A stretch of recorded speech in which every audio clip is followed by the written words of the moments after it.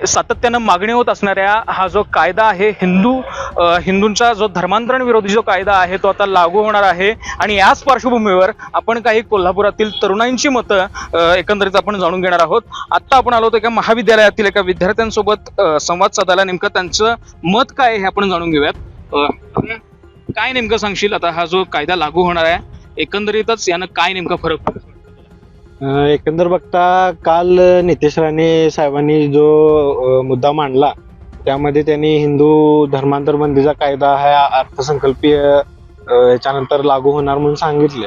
पण बघायला गेलं तर एका अर्थानं खूप काळ हा कायदा प्रलंबित प्रश्नांमध्ये होता, महाराष्ट्रामध्ये असू दे किंवा पूर्ण भागामध्ये असू दे.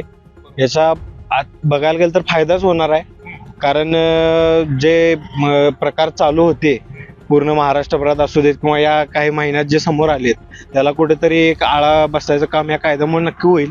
आणि तसं बघता हिंदू धर्म असू दे किंवा ज्या आपल्या आता कोल्हापूर सारखे शहर आहेत, लहान लहान शहरं ज्यामध्ये प्रकार जे चालू झाले होते त्याला याचा विरोध होणार असेल तर याचा आमच्याकडून स्वागतच आहे कायद्याचं. यामध्ये जबरदस्तीनं काही धर्मांतर वगैरे केलं त्यांना आता चपराक बसणार आहे. तू आता एक तरुण आहेस, कसं या सगळ्या एकंदरीत या कायद्याकडे नेमकं बघतोस आणि त्याची अंमलबजावणी? नाही, कायदा आणला ते अगदी म्हणजे चांगलं काम केलेलं आहे सरकारनं महायुतीच्या.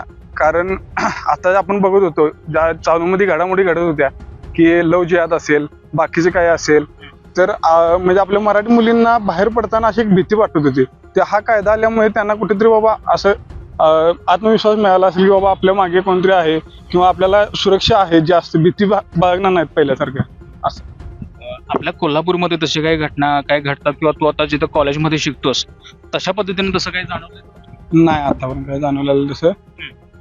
पण हा जो कायदा आहे या कायद्या संदर्भात नेमकं तुला एक सकारात्मक दृष्टिकोन बघतोस की नकारात्मक? सकारात्मक दृष्टिकोनाने, कारण आपल्या मराठी मुलींना बाहेर पडताना आता कशाची भीती राहणार नाही ना, फिरताना त्या फ्रीली फिरणार. आता पहिल्या अगोदर कसं होतं की बाबा या मुलग्यासोबत बोलायला हा असं काहीतरी करेल, अशा प्रकारे काय प्रकार होणार होते ते आता कुठेतरी म्हणजे थांबतील असं. आता याच्यामध्ये आता हा जो कायदा आता लागू होणार आहे याच्यामध्ये शिक्षेची तरतूद नेमकी तुला अगदी म्हणजे कठीण स्वरूपात तुला अशी भविष्य वाटते? नाही नाही, तसं काय वाटत नाही. काय म्हणजे नेमकं त्या शिक्षा नेमकी याच्यामध्ये अजमीनपत्र गुन्हा दाखल केला जातो, मग हे तुला सगळं बरोबर वाटतं? अजमीनपत्रात गुन्हा दाखल केला होय, ते बरोबर वाटतं. तर एकंदरीतच काही तरुणांना हा सकारात्मक दृष्टिकोनातून याकडे कुठे ना कुठेतरी बघितलं जातं असं वाटतंय. दादा काय नेमकं सांगशील, तू नेमकं या सगळ्यातून कसं बघतोस? की जे आता लव जिहाद ते आता म्हणजे आपल्या कोल्हापूर किंवा महाराष्ट्रामध्ये आपण किंवा ज्या भारतामध्ये किंवा भारत देश सोडून पण बऱ्याच ठिकाणी आता चालू आहे, त्या गोष्टीला कुठेतरी आता आळा बसेल. आणि जो कायदा त्यांनी केलेला आहे, सरकारने आपला जो कायदा आपला लागू केलेला आहे त्याला कुठेतरी एक 7 लाख रुपये किंवा 5 लाख रुपयाच्या आसपास एक दंड किंवा त्याला शिक्षा पण होऊ शकते.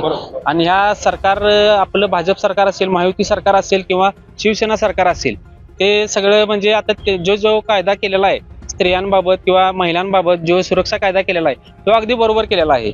आणि तो कोल्हापुरात ह्या अशा बऱ्याच गोष्टी घडलेल्या होत्या, त्या हिंदू संघटनांनी एकत्रित येऊन त्याला सगळ्यांचा विरोध करून त्या कुठेतरी परत सुरळीत स्त्रिया किंवा महिला किंवा विद्यार्थी असतील किंवा आपला पूर्ण कॉलेज परिसर असेल किंवा काय आता सुरक्षित आहे सगळीकडे.